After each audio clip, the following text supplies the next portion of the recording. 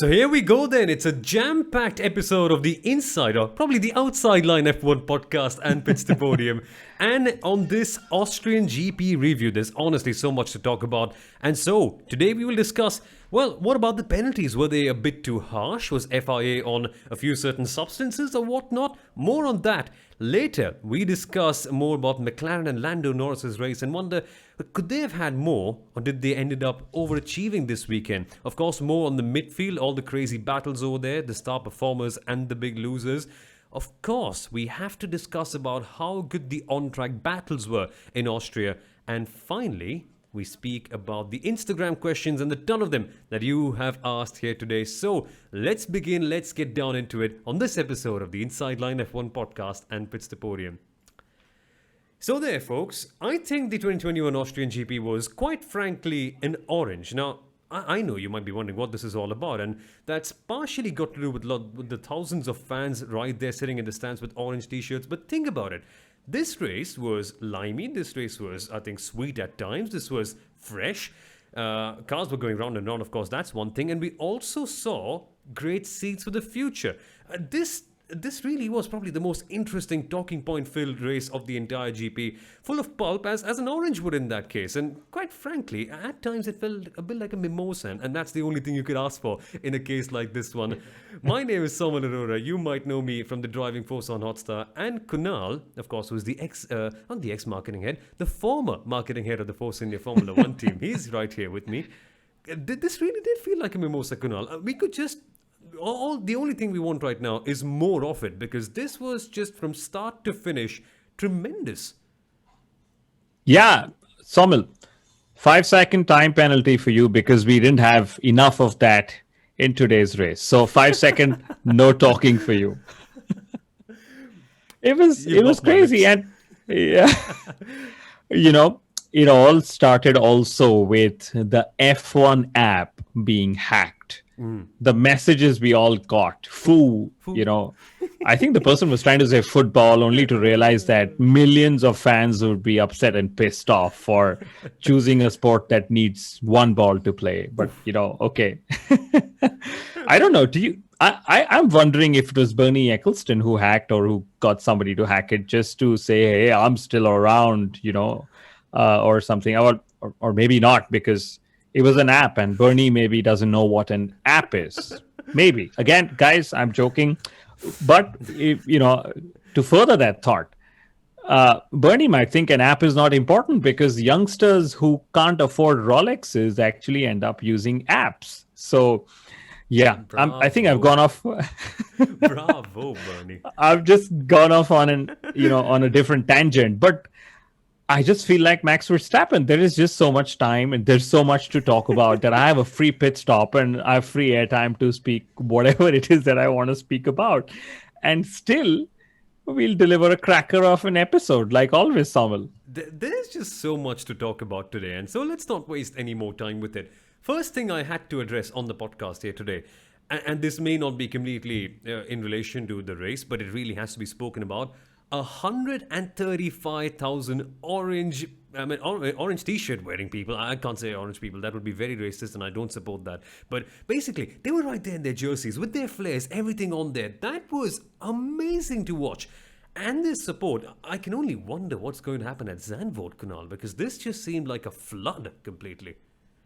It was. And I think my favorite way to describe the 100,000 fans or that we've seen over the Grand Prix weekend was what Pablo Elizalde tweeted. He said, I didn't know that to be immune from the COVID-19 virus, all you needed to be a Max Verstappen fan and turn up to watch the Austrian Grand Prix. I mean, frankly, it's great to see the fans back, and I really hope that this was a safe event. In all truth, that was the first thing. I couldn't see anyone wearing masks. So I'm sure the local organizers and Formula One and the FIA did their bit to ensure everything. It was great to see them, but I just really hope it was safe for everyone. Because, guys, we reacted very violently when the Kumbh Mela happened in India. Yeah. I'm sure you guys all read about it. I'm reacting the same way. I hope it was safe enough. That's all I have to say. I know there are fans again at the British Grand Prix, again, Sommel, but there you go. The only similarity here that the Kumbh Mela also saw a great surge of orange. Now, I don't know if any particular political party might end up getting great votes with that color here in Austria, but hey, that's for them to find out. But a word more about the racing here today. And before we get down to analyzing the penalties and asking most of the Instagram questions that are very related to this topic, the one thing we have to discuss here: how refreshing was it, Kunal, to see a race largely decided by on-track racing in many perspectives? This, I think, was such a refresher because normally we end up looking at strategy. Oh, there's this, there's that. There was this, but so many tremendous on-track battles here today. There were, and Saumil, I think what helped was that even though the rain didn't come again for the second weekend in succession at the Red Bull Ring, the cooler temperatures and Pirelli's Pirelli's softer compound, they were a step softer, as we all know, really mixed it up. I mean, we saw that teams were trying to do in the top 10. There were three different tire strategies at play. There were the Alpha Tauris and Aston Martins tried the soft tire. Everyone else went for the medium. And then, of course, the hard tire was not something that the top 10 started on, but guys who got promoted in the top 10 because of the Vettel penalty ended up being on the hard tire. And Carlos Sainz, for example, right? I think at the end of the day, it was a mix of lots of factors that sort of brought us such an exciting race. And after a point, I was just like, wow, I can't track the changes that are happening. Because, like, for example, there was Gasly, Ricardo, Perez, Leclerc, just all fighting. There was Lando Norris with the Mercedeses. And, up ahead of all of this was Max Verstappen, who was probably driving a different race altogether, Samuel. He was probably racing, at the British Grand Prix already. He was completely on a different level and a different planet. He was. And here's something I'm going to credit to an Instagram meme page. I don't remember which one, but I saw this earlier this evening, which said that if Lewis Hamilton is the GOAT, which means the greatest of all time, but the GOAT, then Max Verstappen might well just be the shepherd. And that is a very shrewd analogy right there. So, just a moment before we speak about the penalties, because of course Verstappen won, we have to give him airtime. Formula One didn't today, that's a different matter, but at least we've got to. This right here was a super performance, strategically all the way through. Never in doubt, even for a single lap, that Verstappen would lose the race. And here it was. The shepherd got his first Grand Slam in his career. He did.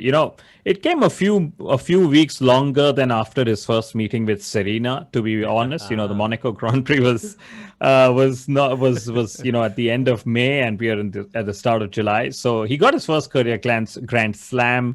He, I think he had a fairly boring race. He had a free pit stop. He took that. He slammed in the fastest lap of the race. That was a second and a half quicker. I've got my data in here, and he, I think this is what, Max Verstappen has been wanting all along. He says, I want to be dominating Formula One, and that's what he's been doing. And, this was Red Bull and Honda's fourth consecutive win. Again, Max has led every single lap in both the races at the Red Bull Ring. And driver number 33 is 32 points ahead of Lewis Hamilton. And Somil, that's in Grand Prix terms, that's a full Grand Prix win ahead of Lewis Hamilton already in the 9th race of the season. And just before the start of the triple header, after Baku, it was fairly close. And just imagine what's happened in 3 races back to back. When they say that the best of the best control their own luck, they really mean it, right? When you consider what could have happened at Baku if things would have been closer. I mean, this could potentially have been the pivotal moment in the championship, but when you've got someone like Max Verstappen who's in the form of his life, even incidents like that seem irrelevant now. I mean, think of it. Verstappen's tire blowout in Baku, will you remember it 2 races later? Probably you will, but will it have the same impact? No, because he's leading by so much. That is just tremendous. But here we have to speak about something special. Here we have to speak about all the chaos and the drama today. And yes, on screen you can see Eminem volunteers to teach how to go round the outside with more of the penalties as well. But his teammate Kunal, that's where the problem began. And there's a ton of Instagram questions. Of course, we usually end up doing this later on in the race, but we have to do it early on because there's a lot of them with a similar narrative. Firstly, one by Siddharth Shah. Your thoughts on the penalties? Seb's penalty in quali, Lando and Checo's penalties during the race. I think let's focus on Lando and Checo first, and let's focus on those two incidents. Really, what was your thought, Kunal? Because around the outside, turn number 3, someone similar did that in Red Bull racing car last year. He's not around this year. I hope that's not any sort of an omen for Checo Perez. But first things first. Yeah. First things first. I was listening in on commentary, and they said maybe Checo should have waited. Maybe he was too aggressive. But guys, that's why he's a racing car driver. He saw an opening. He went for it. He knew he was on the outside, and he knew the risks he was taking. He knew what he was going in for. And, personally, I think Formula One is over-regulated, right? I think that if there wasn't a gravel trap and maybe there was tarmac, the FIA would have reacted a little differently, could be. I think what happened this weekend was that the FIA got sucked in with the Norris penalty at the start. And then they realized that, oh my God, suddenly everyone's talking about us being inconsistent. So what do? Let's just give time penalties to everyone. And I think that's what they ended up doing. So Checo Perez did the same thing on Leclerc. So they had to give him a penalty. Then he did the same thing on the other side, 2 corners later. So they said, there you go, you take another penalty, because they were just penalty happy. So in my view, yes, inconsistency is what everyone is complaining against. And, at the end of the day, maybe had this happened at turn 3, Lando wouldn't have been penalized, because, hey, we had something like that with Verstappen and Charles Leclerc some years ago as well. So I hope they get more consistent in the application of these penalties.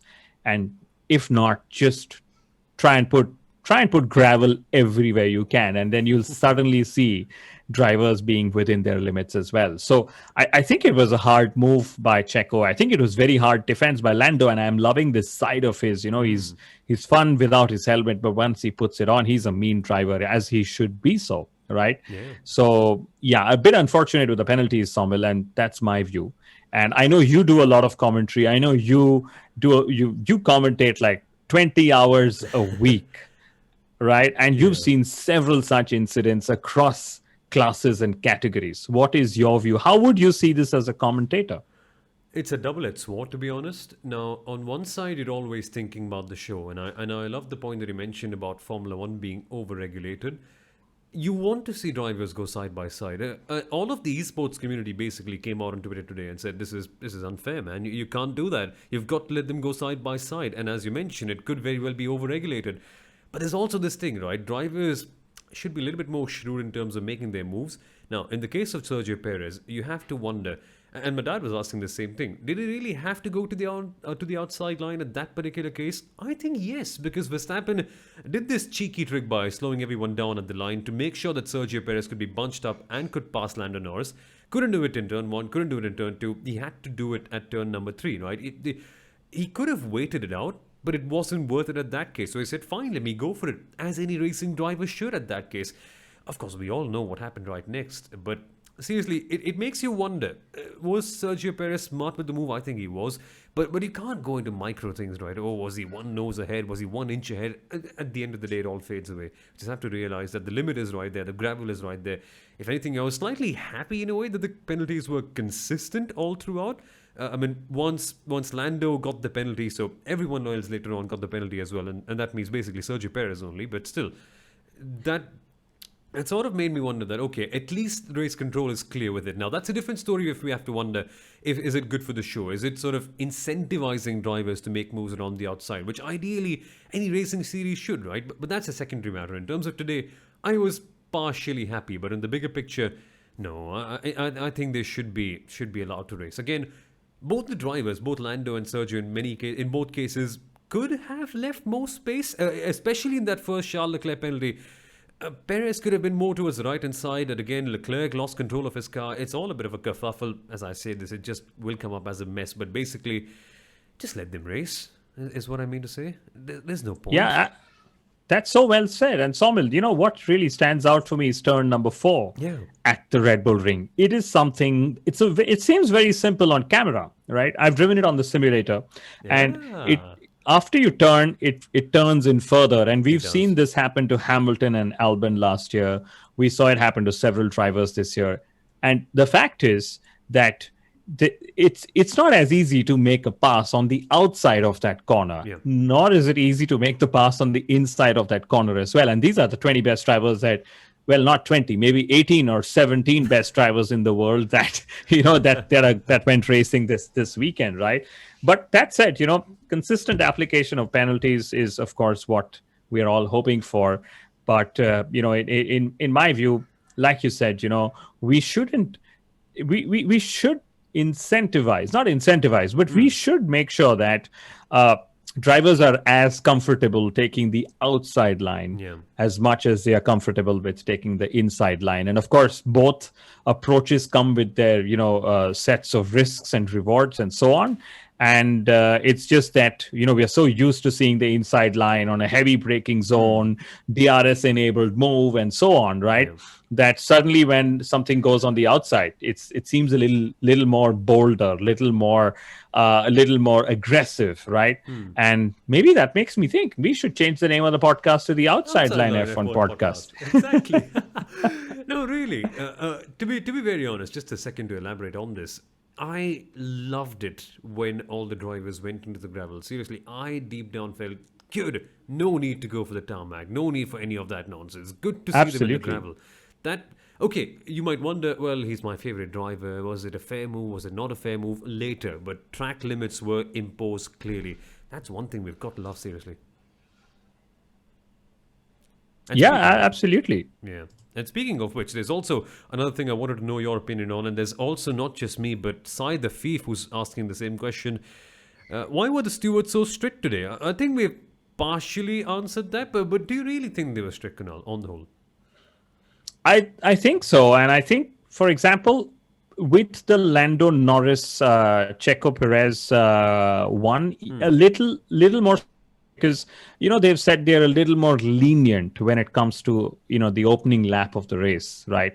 Of course, that was the opening lap after the restart of the race, so that caught me a little by surprise as well. But maybe the FIA said, you know what, drivers are having a lot of fun, let's get involved. And they just got involved. Because the last time Red Bull Racing had a lot of fun, including Max's, burnout that he did, they got involved as well. So there's a rule book, and there's a policing team that governs the rule book. And they just said, let's do this. So it was too many penalties. It happened in Formula 3 as well. Then, after the race in Formula 1, 11 drivers were summoned. Mazepin and Latifi at the back of the grid got penalties. Raikkonen got a penalty, and so on. So, well, FI was like the 21st driver participating in the 2021 Austrian Grand Prix. Let's not forget, I know we all love Yuki Tsunoda, and we are going to come to AlphaTauri in a few minutes, very, very quickly, but come on. Twice making the same error of hitting the white line in the pit lane, or not properly crossing it right there. There was that. And there's also another final, two final questions, but that pretty much tie off the same thing. There's a good friend of mine, Rahul, who's asked the question, what just happened? I wish we knew. I wish we knew what happened. This was just pandemonium in a very positive sense. And finally, one by Manav. Can't quite quote it completely, but the essence of it is the FIA on some substances. I think that's a bit of a harsh analysis on that, would it be? Yeah, I think they're here to do a job. They are the ones who keep the sport safe. They are the ones who keep the sport fair.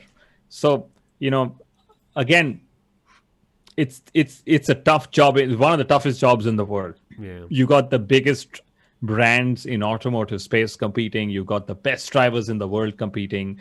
And then suddenly you're just there, reading out the rule book each time with the risk of being unpopular. At a lot of times, very rarely do we go like, that was actually a very, very fair, very popular assessment by the FI. So it's time to cut them some slack, even though I've been the one who's giving them the most of it on this episode. Yeah, and finally, one awesome question by our colleague Clayton, who is just tremendous on social media. Follow us on Pits To Podium for more of his work. A little dangerous driving by Perez shoving off Leclerc reminded me of his encounters with Ocon at Racing Point. Now, this is a very good observation, and we haven't seen this for the last couple of years, but Sergio Perez genuinely had a reputation of being one of the most feisty defenders, and we saw that on show today. Frankly, I have a very different assessment of Checo Perez, right? He saw what happened to him with Lando Norris. I don't know if Red Bull radioed him immediately to tell him that Lando has got a penalty, right? Which meant that if he did a penalty, he thought maybe it's okay to do what Lando did to me. So he did that to Checo. And then, of course, he did that to Charles, and then he got a penalty, right? So that was that, but I also liked Checo's character post-race because he was there on Via Sport, and then he, of course, made a public statement as well. He said, "I'm really sorry to Charles because this is not how I generally like to do my racing. I am more fair than this," or something to that effect, right? So it was probably just an off race, and he, after he lost out that with Lando, when he probably thought, "Hey, I'm going to bring a 1-2 at home for Red Bull Racing," it was something that just switched another zone, or maybe switched a filter off the typical Checo Perez that we know. Exactly. That was so much fun to watch. And speaking of Checo Perez, speaking of Lando Norris, let's speak about McLaren for a second. And there's really so much to talk about McLaren, but we'll try to condense it because there are other things to speak about as well. I'm very curious, Kunal. How have McLaren punched up so much above their weight today? And this weekend on the whole, with Lando qualifying in second place, getting that podium in third as well. I'm wondering, it could have been more had it not been for that 5-second penalty, It could, and Lando was absolutely convinced post-race that they could have gotten P2, right? And I think it's phenomenal to see him do what he's doing at McLaren, because everyone thought, hey, this is what Daniel Ricciardo would do. But this is exactly why they made the switch to the Mercedes engine to make the most of their package, which is great. And McLaren brought they said they brought some upgrades and they made a step forward this weekend, and I think they made a mighty step forward because in qualifying, we all knew that, hey, there will be a couple of tenths of a gap between Max and the Mercedes cars, but we never imagined that Lando Norris would snuck in within that gap between the Mercedes cars and Max Verstappen. And that's, of course, also what Checo Perez did as well. So I think overall, Lando Norris is right in being disappointed with P2 because they were on the same pace as the Mercedes cars, if not quicker. And what we've seen normally is if you're on the same pace and you have track position, maybe you will finish ahead. And that's what that's what he was probably alluding to. And we saw that, when Lando was chasing Valtteri, he, of course, couldn't make as many inroads as, one thought he would. So it was just a question of maybe if the penalty wasn't put in place, maybe Lando would have just stayed ahead all race and finished ahead of the Works Mercedes team. With that same engine as well. And also speaking of the upgrades, Daniel Ricciardo doing a superb job, finishing in 7th. I know we've been really getting on his act lately, but today he was phenomenal. Just had the confidence on his tyres early on, splitting the strategies, going very well, Daniel Ricciardo. That was superb by him. But it's got me wondering, Kunal, this was, of course, just the start of it. If the McLaren upgrades are really that good, can we see them punching right there with Mercedes? Because honestly, today, I think the only fault that they somewhat had in relation to Mercedes, at least it seemed like on the radio, was the fact that they were wearing out their tyres slightly worse than Mercedes in that sense. But it was so good to see the relative pace always there, or only a tenth or 10.5 away all the time. Yes, and they are bringing big upgrades to Silverstone. At least that's what I heard. It was probably Andrea Seidel again who said that. So it's their home race as well, much as it will be Mercedes' home race. And if McLaren are able to challenge Mercedes, I think it's going to be fantastic. And this is probably why Mercedes is always so aware before giving engines to a customer team, because hey, you have a customer team that's actually matching the Works team. And this is exactly why they refuse to give engines to Red Bull, because imagine what Red Bull would have done with the Mercedes engines then. And now the Honda engines are just as good, if not any better. You just have to read the story of 2010, where Martin Whitmarsh got the absolute bollocking of his life from Ron Dennis when he gave the Mercedes engines sort of as a grace in a way to Braun GP, right, back in the day. And they ended up winning the championship. The stories of Ron Dennis being furious are just mind-blowing to say the least. But there's that. But we've got to wonder, Kunal, this pass that we saw Lando Norris making on Lewis Hamilton, many on Twitter coming up and saying that this could be symbolic in a way, a changing of the guards of the British drivers in Formula One. Who knows? That's maybe a bit too further off. But Mercedes is a topic that we have to speak about today, right? Hamilton with the curbs having a bit of an issue. Really, what just happened this weekend for them? Yeah, his engine, his Mercedes wasn't able to curb its enthusiasm, Samuel. That's what you've been warning all along, that the curbs at the Red Bull Ring are the ones to watch out for. And, frankly speaking, what Toto Wolff said was it wasn't Lewis riding the curbs, actually. It was life cycle damage that happened to his bodywork. And they said it cost Lewis almost half a second of lap time. And of course, Lewis turned around and said, hey, it cost me a full second of lap time, right? And the truth being that Hamilton is probably in the worst phase of his career in that hybrid turbo era. So he is, of course, as we said, he's 32 points off Max Verstappen, right? And even though he, of course, announced a contract extension with Mercedes, he didn't really have the result that he would have wanted to celebrate such an announcement, And to give you an example, he has been off the podium for 4 times in 6 races. And that is not typical Lewis Hamilton, as we all know that. He's generally somebody, even on bad days, is able to get onto the podium. So he was 4th, which is, of course, not bad. But still, just telling how much he's going to have to work harder to, first to eat into the gap that Max has, and then try and pull away his own bit as well. Wow, I think today Mercedes just got drowned under the flood of orange. But your thoughts on Bottas before we end up speaking about so many things in the midfield? There's so much of that. I think Bottas was a slightly quicker than Lewis, and that's probably why, Mercedes first asked him to hold station, and then Hamilton's issues just didn't really end up letting him sort of keep ahead. And as for Bottas, I think great result. He was there to pick up the pieces when Lewis sort of couldn't take them. And for the first time this season, he actually ended 2nd on the podium, because if he's been on the podium, he's only been 3rd, right? And he was 2nd. I think he drove a good race to finish 2nd, I would say. Checo Perez still is ahead of him in the Drivers' Championship in 3rd. And Somil, if paddock rumors are anything to go by, and not that I'm fueling them, but could Mercedes announce an all-British driver lineup in front of the British fans at Silverstone, which is a fortnight away?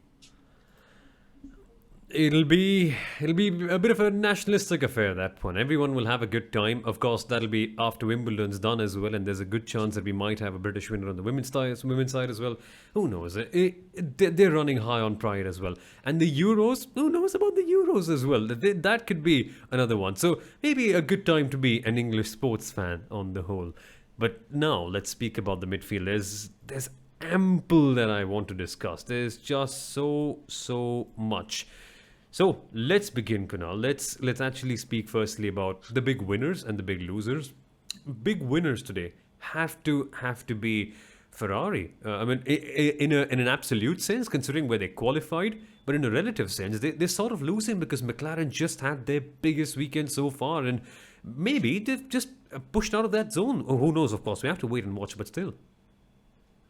I think Ferrari were massive winners, I would say, because they, after the French Grand Prix debacle that they had, they didn't know what would happen. And they've actually turned both the Austrian Grand Prix into fairly decent race finishes. And Somil, I'm beginning to wonder if Carlos Sainz is settled in so well into Ferrari that he is somewhere outclassing Charles Leclerc. He did that last weekend.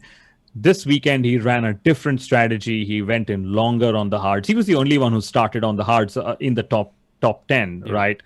and he went longer and he converted that. He, of course, benefited from a swap that Charles could, that Ferrari enabled. But he made the most of that swap and fresher rubber by overtaking Daniel Ricciardo as well. And eventually, with Checo Perez's penalty, he actually finished ahead of Perez as well. So, all in all, a fantastic recovery by Ferrari after their no points finish at France, I would say. So they started the triple header on the back foot, but I would say that they've ended the triple header fairly well, Somil, right? So that's to do with Carlos Sainz. And then, Charles Leclerc, again, I think he was fairly racy, when it came to the whole Gasly, Ricardo, Perez battle. And it was fantastic to see him try and overtake those cars. He was quicker, but he just couldn't find a way there. That was superb. If you have to watch some amazing racing from today, and it's actually a good time to bring up this interesting topic as well, the on-track battles and their implications. Of course, it's tied into the midfield largely here today, but seriously, if you have to watch battles, Perez and Charles Leclerc, the duo that happened, the double battle that happened in a way. Then, of course, Sainz getting past. Who was it in the end? Totally gone blank. Sainz went past Daniel Ricciardo. Ricciardo. I'm sorry. So totally sorry about that. And then, of course, Ricciardo's fight at some point later on in the midfield as well. That was superb. Then, of course, Alonso with George Russell. More on George Russell in a second in terms of the midfield implications. But this was some superb on-track racing. And that's what you love to see. You love to see F1 races at times, at least in the midfield, decided by some tremendous on-track action. And we got that eventually today. But big losers, Kunal, I cannot look anywhere beyond the team of AlphaTauri, because really, where they qualified, where they were on the first lap, this just has to be a big loss. And honestly, it was not just the pace. I was constantly keeping an eye on their pace, and that wasn't the major problem. It was just the strategy in hindsight just couldn't quite work for them. And had it done, who knows where Gasly and Tsunoda would be? They stopped at P5, P6 respectively when they went for the first pit stop. Yeah, they were done in by the soft tires that they started the race on, and they experienced higher degradation on that in their first stint. And they were planning to do a soft, hard, and they had two new hards they had reserved for this. But of course, it didn't work out, because by the time that happened, they came up behind the guys who did a one-stopper. So it was just, a case of wrong strategy that they did. So lots of teams actually, did that. AlphaTauri and Aston Martin, they used the softs to get into Q3, which meant that the not so preferred race tire was their starting tire. So that's what sort of got them off, I would say. And just we mentioned Ferrari. Just one note. Carlos Sainz and Charles Leclerc. Sainz is just 2 points behind Leclerc in the Drivers' Championship. And I think that is incredible, because of all the drivers, and there are several of them who made a switch in 2021, as we know, Sainz is the closest to his teammate than everyone else. Outstanding the way Carlos Sainz has been. And that's such a lovely explanation for what's happening with AlphaTauri as well, right? Just basically had so much potential, got reeled in by the soft tires. And it brings us on to the next big loser of today. Now, can you call him a loser? In the eyes of many, maybe not. But George Russell today, Kunal, that qualifying. Now, we don't often end up speaking about qualifying here today.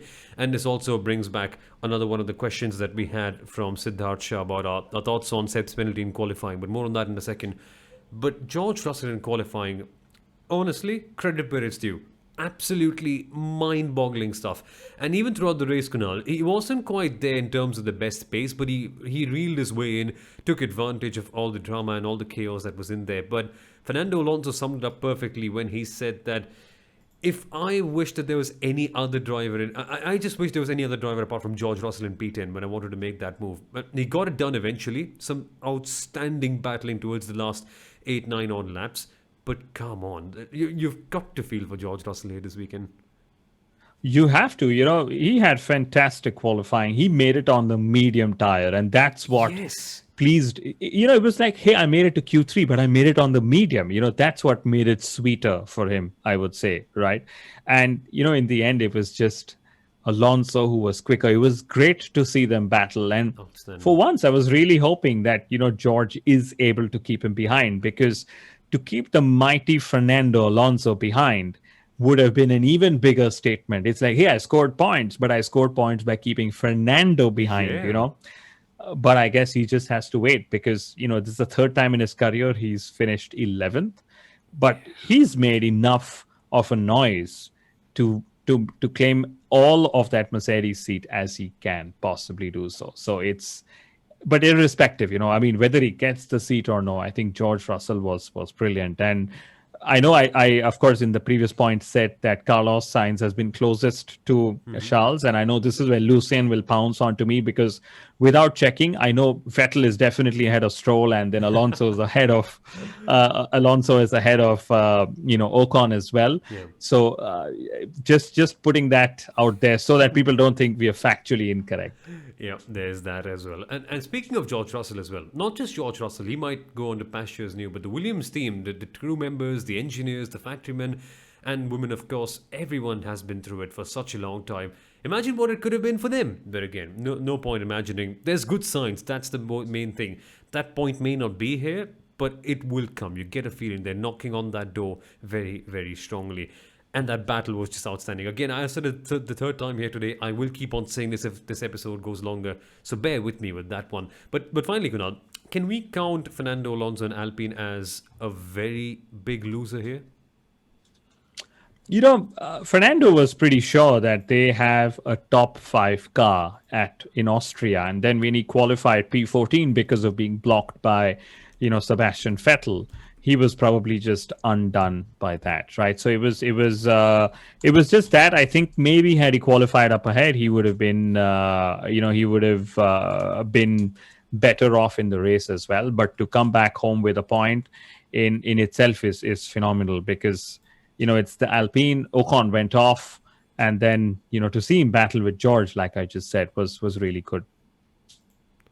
There was that. That was absolutely superb. But one wonders what could have happened. Again, for Ocon as well, it's been a bit of bad luck. Again, I was very confused seeing that sort of damage on the first lap, but that particular section of the car, very, very soft.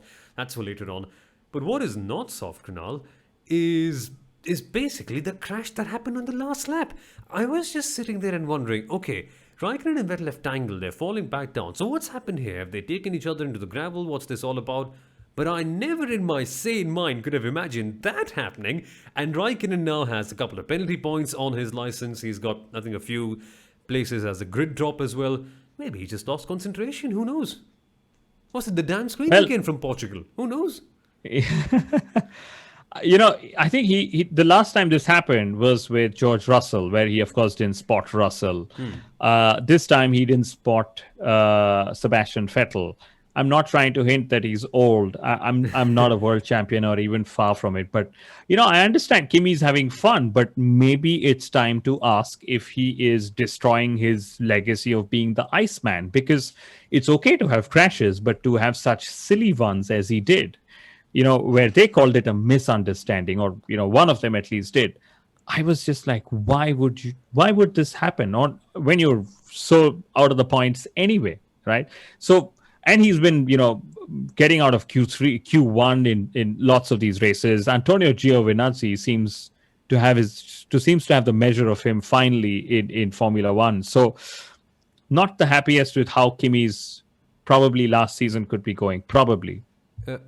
Kunal, this is a bit of a casual one, but seriously, you've got the biggest Raikkonen fangirl basically in your house, right? You can't say that. Yes. It's Kimi Raikkonen. You can't say that. I'm glad the rooms are padded and the voice is not going out live. It's something that Mithila will end up hearing probably, a few hours after we push this episode out. But hey, I'm just saying the truth. I'm a fan. I'm a fan of probably 16 or 17 of the drivers on the grid. But that's the truth. It's disturbing to see how the Raikkonen legacy is just going off, and we loved it when he made those 11 overtakes last season, but at the same time, we got to call it when he's sort of going off, just the way I think we should highlight Yuki Tsunoda's penalty. 2 5-second time penalties for pit lane infractions. And, it's like, I was a little puzzled because it's not that he's not driven here. He's driven here in Formula 3 and Formula 2, so he knows this circuit. He knows what that pit lane entry is like. The pit lane entry hasn't changed whatsoever, right? Then for him to have done it twice probably means lapse of concentration, or I don't know, misjudgment or whatever you call it. Just puzzling, because it's not these kind of things that you would want a Red Bull Junior to falter at. Especially the biggest prodigy at this moment in time. I don't know. It was a bit sad to see Yuki losing out on so many potential positions because of that. But let's see what happens in that particular case. But folks, this was a bit of a long one. This was a bit of a packed one, and I hope you enjoyed this one. 40 minutes the episode length, but there was so much to do, and I hope you enjoyed this journey with us. Folks, thank you so much for watching and for listening to this episode. And Kunal, finally we get a bit of a break, but once we come back, there is some fun stuff on the way.